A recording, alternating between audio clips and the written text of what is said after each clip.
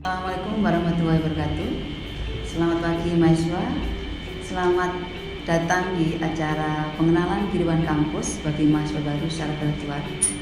Selamat datang di SDKIPB Jombang.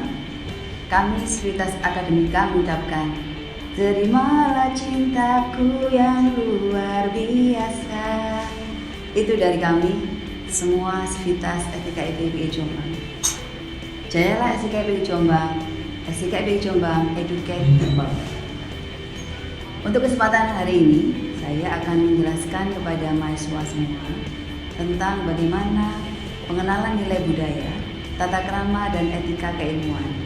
Ini perlu diperhatikan oleh mahasiswa sebagai mahasiswa baru yang mulai berubah paradigma dari menjadi siswa menjadi mahasiswa.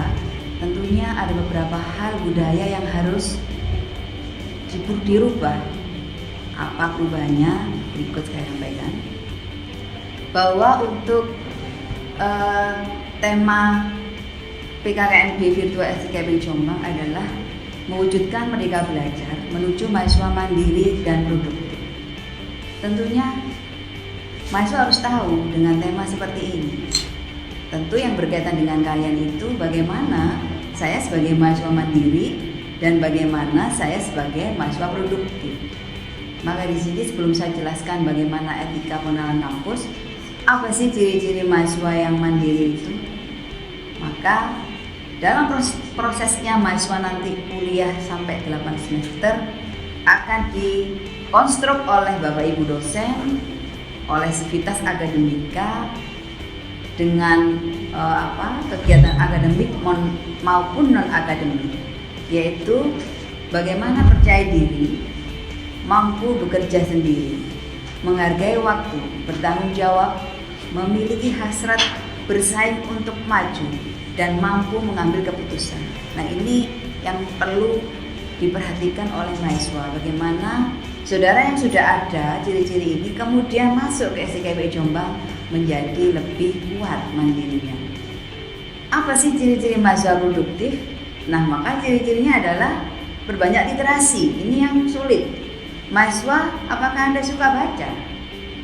Berlama-lama dengan buku, dengan website. Nah, disinilah yang nanti SDKIPB mencoba untuk mengkonstruk bagaimana budaya literasi mahasiswa menjadi lebih baik. Kemudian jangan meremehkan diri sendiri. Anda harus percaya diri. Saya mampu, saya bisa, saya dapat, saya akan berubah, saya akan membanggakan orang tua. Ini yang perlu dibangun. Kemudian membiasakan diri hidup sehat. Apakah saya bisa bangun pagi dengan baik, bisa sholat dengan baik sesuai aturan dan seterusnya. Interaktif, jangan diam. Kita harus banyak ngomong dengan teman sebaya, bertanya pada bapak ibu guru. Kemudian waktu kita yang cukup, ini yang kadang dibalik. Kita tidurnya jam 4, bangunnya jam 8 dan seterusnya. Ini yang harus dirubah paradigmanya. Kemudian gunakan deadline, tentukan deadline. Nanti jangan menjadi satu hal yang menjadi tekanan apabila nanti Bapak Ibu dosen memberikan satu tugas, maka kita harus buat manajemen, buat deadline. Lain ini sekilas bahwa saudara nanti selama PKKMB akan diharapkan selama beberapa hari menjadi mahasiswa yang mandiri dan produktif, sehingga cita-cita Anda masuk ke SDKIP menjadi bersinergi. Kemudian saya memberikan pendahuluan dulu. Memang istilahnya sekarang adalah lebih trending istilah merdeka belajar, kampus merdeka. Nanti Anda akan diberitahu oleh Kaprodi apa sih yang dimaksud dengan merdeka belajar, kampus merdeka. Namun mungkin kalian yang suka baca sudah tahu sih Pak Nadiem Karim yang terkenal dengan moto itu, yang terkenal dengan cita-cita menjadikan mahasiswa itu lebih berpotensi dengan konsep merdeka belajar, kampus merdeka. Ini didasari bahwa suatu bangsa yang bisa berkompetensi di tengah global dalam hal inovasi, ini adalah salah satunya adalah tergantung pada kualitas SDM-nya, sumber daya manusianya. Maka pembangunan SDM ini adalah memang ranah Kemendikbud. Bagaimana caranya agar bisa bersaing dengan sportif. Maka disinilah kenapa juga, karena dunia kerja akan berbeda strukturnya di masa depan. Lebih fleksibel, kemudian tidak mengenal batas geografis. Nah, disinilah yang nanti akan dipahami oleh mahasiswa, sehingga tenaga kerja masa depan itu lebih mungkin mengendalikan dirinya sendiri, bisa mencari pekerjaan yang sesuai dengan potensinya yang digali di kampus. Nah, disinilah maka Kemendikbud yang kita lihat di Renstra tahun 2020-2024 itu memiliki suatu kriteria bagaimana profil pelajar profil pelajar Pancasila yang harus dimiliki oleh peserta didik. Kebinekaan global, bergotong royong, kreatif, bernalar kritis, mandiri, beriman, bertakwa kepada Tuhan, dan berakhlak mulia. Nah, ini tidak mudah. Bagaimana caranya untuk mewujudkan profil pelajar yang Pancasila? Maka disinilah konsep munculnya Kemendikbud, yaitu Merdeka Belajar, Kampus Merdeka, sebagai pedoman bagi pengembangan SDM agar bisa berdaya saing. Kemudian apa sih mengenal kampus merdeka?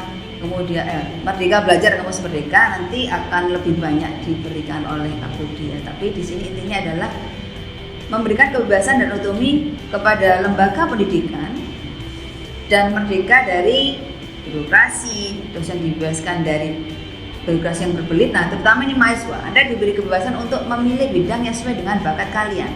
Maka disinilah kalian sudah harus tahu apa sih bakat saya yang sebenarnya. Saya harus yang bagaimana. Inilah nanti akan lebih banyak dikupaskan. Kalau saya lebih banyak mengupas yang berkaitan dengan etika kampus, tetapi saya berikan suatu pemahaman dulu tentang posisi saudara sekarang masuk di awal semester ini. Kampus sedang berbenah bagaimana mengkonstruk kalian menjadi mahasiswa yang memiliki profil pelajar yang seperti diinginkan oleh Kemendikbud. Berikutnya saya mencoba yang langsung di sini. Salah satunya kita ngomong hak belajar ya tadi. Mahasiswa mempunyai otonomi, berarti mempunyai hak belajar. Nanti Anda akan punya hak belajar selama 3 semester yang setara dengan SKS itu ada di prodi lain, ada di program studi lain, ada di PT lain, atau di luar dengan stakeholder, dengan industri dan seterusnya. Dan ada perhitungan yang berubah bahwa setiap SKS itu nanti bukan berapa lamanya, tetapi SKS itu akan dihitung berapa jumlah kegiatannya, di mana, dalam bentuk apa, itu nanti akan dijelaskan lebih lanjut. Sekarang yang ini ranah saya, ini tentang pengenalan nilai budaya kampus. Maka disinilah Anda harus sudah meninggalkan lagu ini, Nostalgia SMA kita. Apa ya lagunya? Masih lupa atau sudah masih ingat? Indah lucu banyak cerita. Nah, itu yang nanti Anda akan mungkin bisa saja terulang lagi di kampus biru kalau menurut saya, di kampus STKIP yang kalau nanti Anda ke belakang itu ada taman yang indah, ada gazebo yang bagus. Nah, disinilah akan saya tunjukkan pengenalan nilai budaya kampus.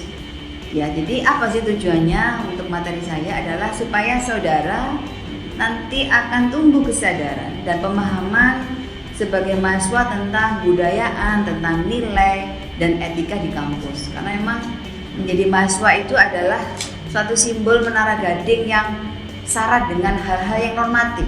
Mahasiswa yang kreatif, mahasiswa yang cerdas, mahasiswa yang terampil dan seterusnya. Untuk mengetahui kewajiban dan hak mahasiswa,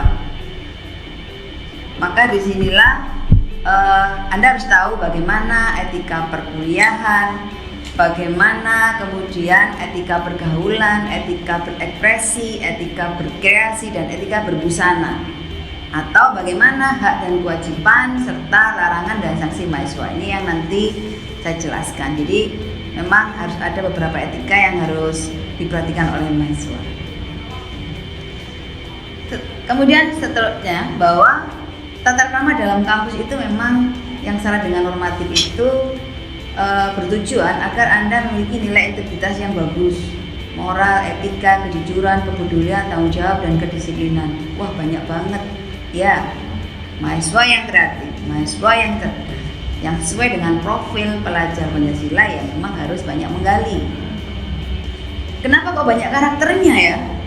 Ya, kalau kita belajar nanti Anda pada saat mendapatkan mata kuliah pengantar pendidikan, Anda akan tahu sih tujuan pendidikan nasional itu sebenarnya apa. Lebih banyak ke karakter, lebih banyak dimensi karakter, soft skill di samping hard skill. Nah, ini soft skill yang saya maksud tadi, ini adalah sangat dibutuhkan oleh pengguna lulusan dan mahasiswa siap berdaya saing. Jadi pengguna ini akan menginginkan mahasiswa yang lulus dengan IP 3,8 plus apa? Plus jujurnya, plus kreatifnya, plus disiplinnya dan semuanya. Sehingga di sini nanti Anda akan diproses dengan pengalaman, dengan observasi, dengan tugas-tugas, dengan diskusi baik dalam hal akademik maupun non akademik. Kemudian bagaimana dengan etika kehidupan kampus? Etika kehidupan kampus di sinilah akan berlaku bagi semua sivitas dosen, tenaga penunjang, tenaga administrasi, mahasiswa mengenai hak dan kewajiban, larangan dan sanksi. Nah, tapi di sini saya lebih banyak masalah bagaimana hak mahasiswa, kewajiban mahasiswa.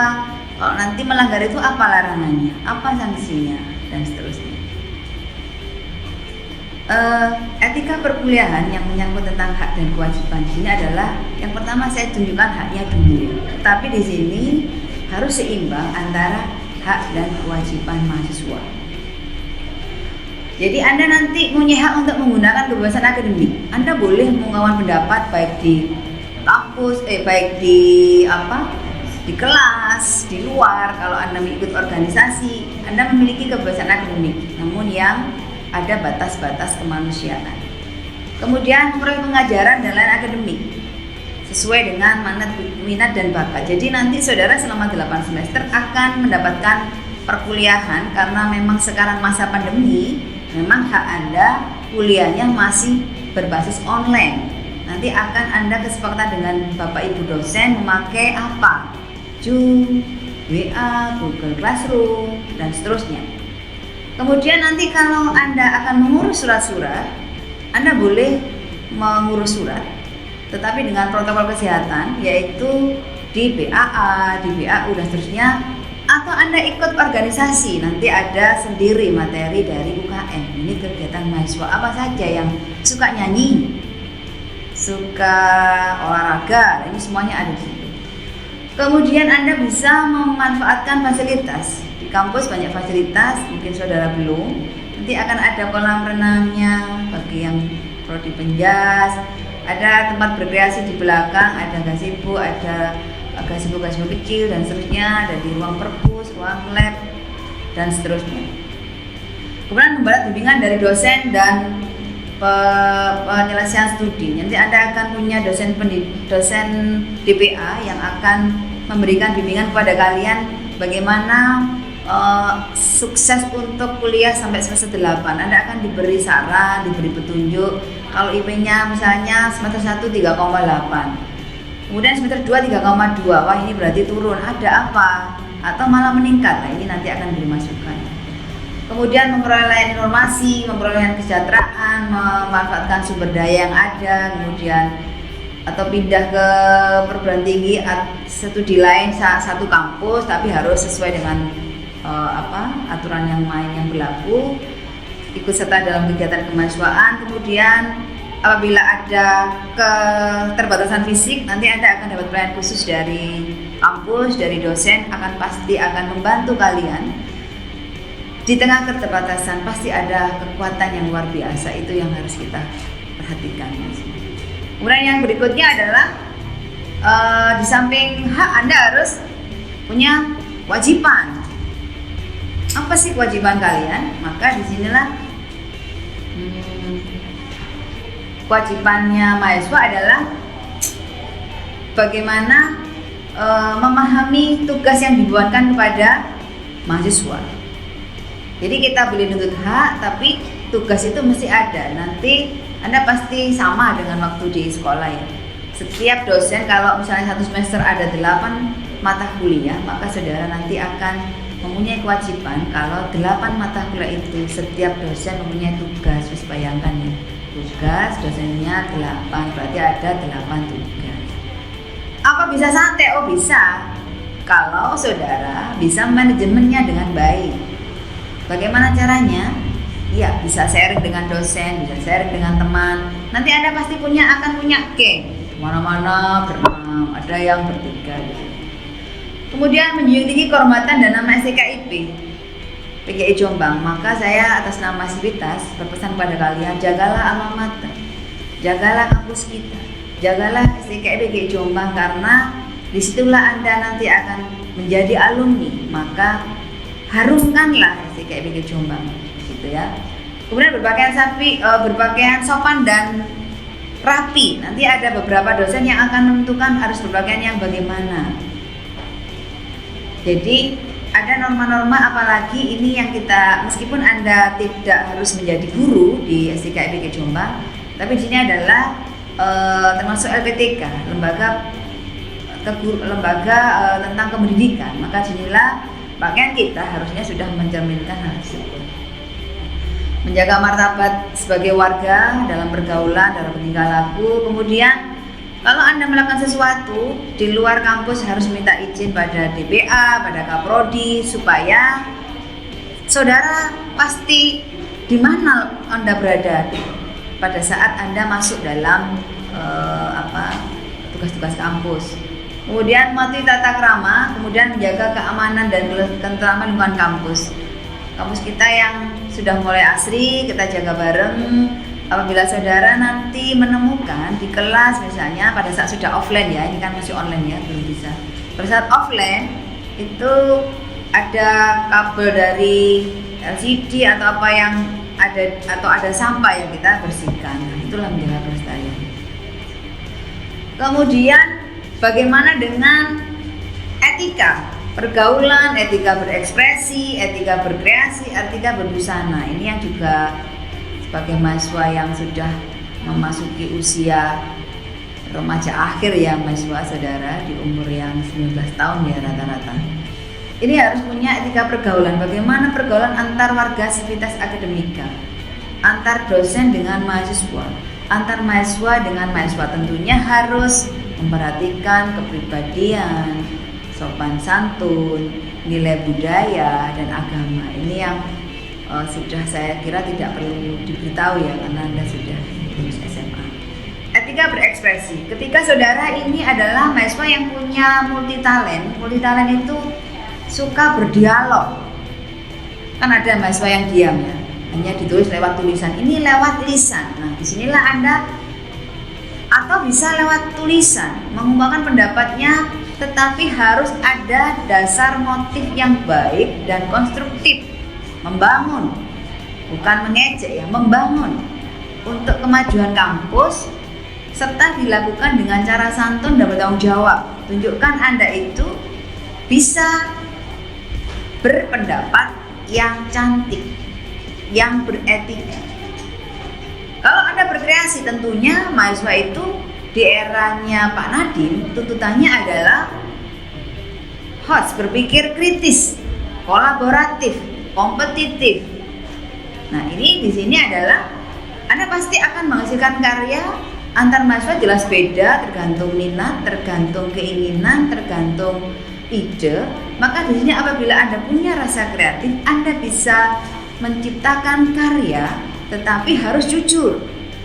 Contoh, nanti akan saya kembangkan di etika keilmuan saja ya. Jadi kritis, rasional, dan menjunjung nama baik alma mater. Intinya kalau kita melakukan karya ilmiah, mau mensitasi, mau mengutip, sebutkan punya siapa, no copy paste.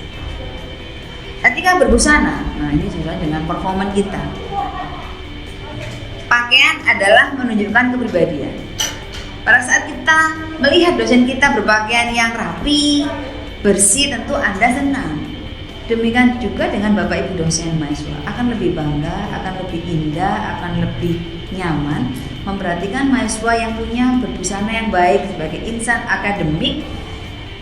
Maka cara berpakaiannya nilai etis, estetis, religius sebagai warga sivitas.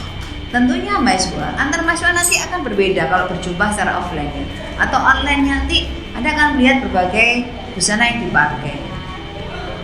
Saya berpesan kepada kalian, jangan minder apabila kalian itu dalam hal berpakaian tidak bisa sama dengan yang lain, itu tidak penting. Tetapi yang penting rapi. Yang penting kita adalah kreatif dan ide kita. Saya dulu juga sebagai mahasiswa S1, mahasiswa yang bapak saya misalnya sebagai guru PNS, maka saya harus bisa membanggakan orang tua saya. Bagaimana caranya? Lulus tepat waktu. Misalnya di sana ada beasiswa ikatan dinas, maka itu saya tempuh. Sehingga pada saat saya menjadi dosen di SIKIP di Jombang, PNS tanpa tes. Nah, Anda ingin seperti itu? Mari saudara, bagaimana memiliki sesuatu yang Anda bisa tunjukkan pada orang tua, dosen, teman-teman kalian. Selamat berespon. Nah, bagaimana kalau kalian ini kemudian melanggar? Maka tentunya ada larangan dan sanksi ya, Mas. Jadi larangannya adalah menyalahgunakan nama kampus, memasukkan tanda tangan, ini sangat dilarang mahasiswa.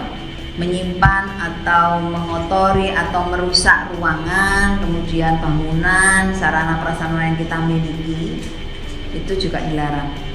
Kemudian melanggar tata krama yang sudah saya sebutkan tadi, maka sanksinya adalah ada 3 hal, ada sanksi ringan, sanksi sedang, dan sanksi berat. Tentunya kalau ringan ya ditegur, diingatkan, diajak bareng untuk baik, kemudian berkolaborasi dengan baik dan seperti itu. Kalau sanksinya berat, anak-anak betul-betul Anda melanggar dan membawa nama kampus menjadi jelek atau menjadi tidak baik image-nya, maka disinilah nanti Anda akan mendapat sanksi berupa pencabutan kedudukan sebagai mahasiswa SIKIP DKI Jombang. Jangan mahasiswa, Anda harus tetap berada di kampus. Jadilah mahasiswa yang baik. Saya yakin selama 8 semester Anda pasti lulus gitu ya. Bismillah. Kemudian ya ini yang paling penting. Di samping tadi sudah berhubungan dengan yang namanya bergaul, berekspresi, kemudian berbusana, yang mana sekarang kaitannya dengan bagaimana etika Anda sebagai calon sarjana pendidikan. Ini saya mencoba ada etika keilmuan. Etika keilmuannya bagaimana? Nah, di sini pada saat Anda posisi sebagai mahasiswa, ini Anda adalah sudah jadikan sebagai bagian dari sivitas akademika dan calon ilmuwan yang berkarakter. Kenapa kok berkarakter? Tadi sudah saya katakan di pendahuluan, Bapak Nadiem kali menginginkan seorang profil pelajar yang Pancasila yang tadi. Nah, sehingga disinilah harus berkarakter. Bagaimana seorang ilmuwan yang berkarakter itu? Anda pinter, oke. Kayaknya saya bisa mengalahkan dosen saya, baik. Dosen akan bangga kalau ilmunya tertransfer dengan baik. Bagaimana? Maka disinilah sikap ilmiah sangat penting, mahasiswa. Rendah diri, tidak sombong, mau berbagi, mampu mengatasi persoalan-persoalan ilmiah dengan baik. Memang seorang yang punya sikap ilmiah yang baik itu rasa ingin tahunya sangat besar banget. Dari mana dia ingin rasa ingin tahu? Literasinya bagus, baca setiap hari. Boleh main game, Bu? Oh boleh, main game itu juga satu hal yang santai. Tapi harus ada manajemen yang bagus. Menekan pada nilai kepedulian, mengawasi nilai dari pengetahuan yang kita pelajari. Jadi kalau kita melajari sesuatu, ya kita harus tahu sumbernya dari mana itu nanti ya. Kemudian ilmuwan itu yang yang berkarakter juga harus memperhatikan iman, takwa yang menyatu. Apabila tidak, maka negara kita hancur, dunia kita hancur, karena ilmu yang didapat tidak objektif, tidak jujur, dimanipulasi. Kesimpulannya akhirnya manipulasi, menyesatkan. Nah, ini jangan sampai terjadi. Mudah-mudahan di bawah bimbingan dosen, Bapak Ibu dosen di kampus, Anda nanti akan menjadi seorang sarjana pendidikan yang berkarakter. Kemudian mahasiswa, bagaimana dengan etika keilmuan di kampus? Jadi ada berdasarkan surat peraturan Ketua STKIPI Jombang nomor 2 tahun 17, maka ada tentang kebebasan akademik, tentang bagaimana tentang etika keilmuan yang di poin 2, bahwa pada saat pengembangan iptek oleh sivitas akademika yang dilakukan mulai pembelajaran, penelitian dengan menjunjung tinggi nilai agama, etika untuk kemajuan manusia. Jadi mahasiswa, saya juga perlu menyebutkan kepada kalian, kalau sudah masuk di sivitas akademika, maka di sini Tridharma perguruan tinggi akan kita jalankan. Apa sih Tridharma perguruan tinggi itu? Maka di sini ada pendidikan. Yang pertama adalah pendidikan. Nanti saudara akan mendapatkan pengajaran dari Bapak Ibu dosen selama 8 semester. Penelitian. Saudara nanti akan bisa meneliti. Biasanya di sini lebih fokusnya pada saat skripsi. Nanti Anda akan meneliti, dibimbing oleh pembimbing, akan menghasilkan satu paradak skripsi, artikel. Kemudian pengabdian masyarakat. Apa yang Anda lakukan? Proyek desa. Ada pengabdian di desa, ada KKN tematik dan seterusnya. Ini yang nanti akan kita lihat. Kemudian apakah ada masalah etika keilmuan? Ada. Sampai saat ini pun masih berlangsung. Butuh kesadaran yang tinggi dari semua sivitas akademika, dari semua insan keilmuan untuk menjadari ini, bahwa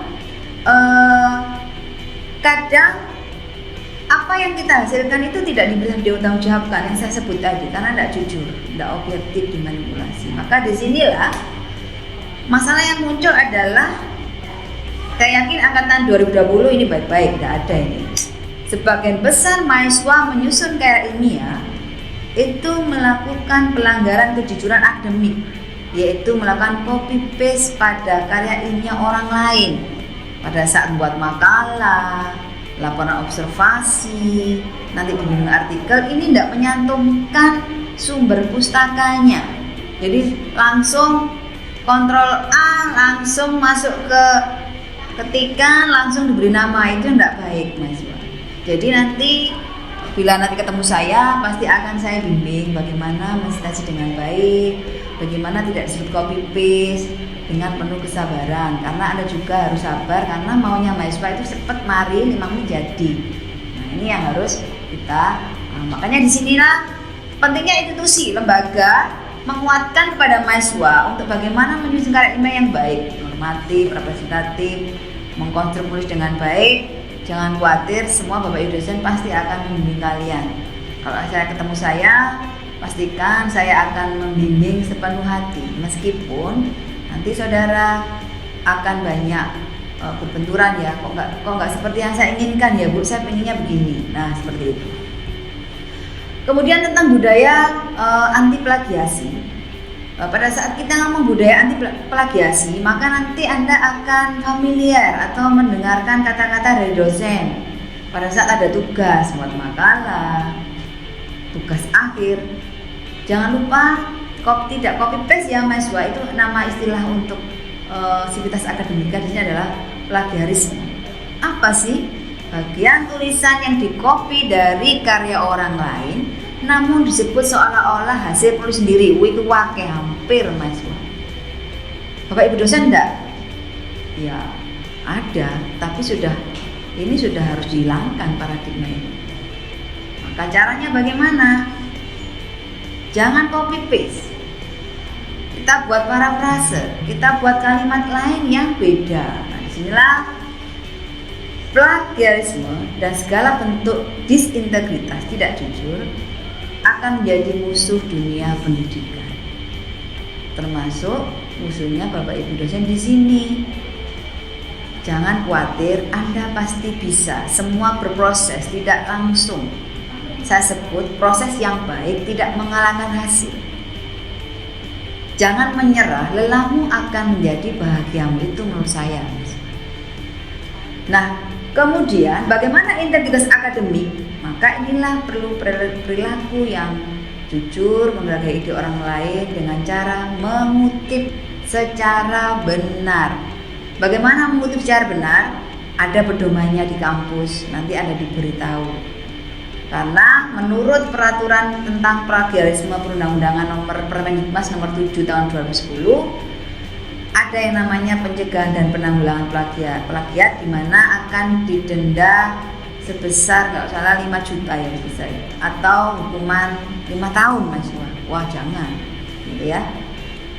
Saya yakin di Sivitas Kampus STKIP PG Jombang akan bisa melakukan integritas yang baik, menulis dengan baik karena Anda ingin menjadi seorang sarjana yang soft, yang plus, yang membanggakan. Nah, kemudian ketidakjujuran ini yang akan menjadi materi yang terakhir ya. Nah, ketidakjujuran akademis ini ada beberapa macam ya Mas. Jadi yang plagiasi tadi, kalau plagiarisme tadi mengcopy kemudian menjadi namanya. Ada juga penulis bayangan. Tugas dibuat orang lain tapi diganti nama seolah-olah dikerjakan sendiri oleh mahasiswa. Ini namanya penulis bayangan. Pernah melakukan? Tidak. Kolusi. Bahan dikopi dari mahasiswa lain dengan sepengetahuan dan seizin tidak seizin pemilik. Nah ini biasanya terjadi mahasiswa yang rajin dipinjami oleh mahasiswa lain. Pinjam flash disknya mbak, aku pengen tahu sih konstruk mata kalah. Dia kan baik, beri oh ya jodoh enggak, ternyata sama plek. Nah dosennya komplain, ya. Pencurian, waduh pencurian. Apa pencurian itu mbak? Di copy mahasiswa lain tanpa sepengetahuan pemilik sekodai. Nah ini jangan sampai terjadi. Mudah-mudahan materi saya hari ini bisa menjadikan Anda lebih berwawasan baik, lebih menjadi dewasa. Bagaimana saya sebagai mahasiswa harus berperilaku, bagaimana saya harus melaksanakan tugas yang bagaimana. Sebagai penutup adalah pemahaman materi hari ini mudah-mudahan bisa mendorong mahasiswa untuk bisa beradaptasi dengan baik, membentuk jejaring, jangan kuper hanya di kelas, bentuk teman yang banyak ya mahasiswa. Menjalin persyaratan dengan mahasiswa, dengan dosen, dengan petugas BAA, dengan Bapak Satpam, dengan banyak gitu ya. Kemudian mahasiswa sebagai individu yang sedang belajar menerapkan ilmu harus mampu membentuk dirinya sebagai pribadi yang baik, memiliki kepekaan pada persoalan masalah yang ada di kampus, di lingkungan kita, peduli dengan teman, peduli dengan yang lain. Kemudian satu pesan saya, mahasiswa sukses adalah dapat melaksanakan studi tepat waktu dengan prestasi akademik yang tinggi dan pribadi yang unggul. Nah ini caranya prestasi akademik tinggi. Jadi kalau Anda lulus nanti gini, nama Dian Ani SPD IPK 3,9 dengan predikat pujian. Nah, IP-nya bagus, tapi dia punya soft skill unggul. Apa soft skill Anda? Oh saya jujur kok. Saya bisa disiplin, saya bisa kreatif, saya bisa mandiri, saya bisa kerjasama, dan semuanya. Sukses untuk kalian mahasiswa, selamat untuk melakukan kegiatan PKKMP, selamat nanti untuk kuliah, selamat 8 semester, nanti ketemu dengan saya. Assalamualaikum warahmatullahi wabarakatuh.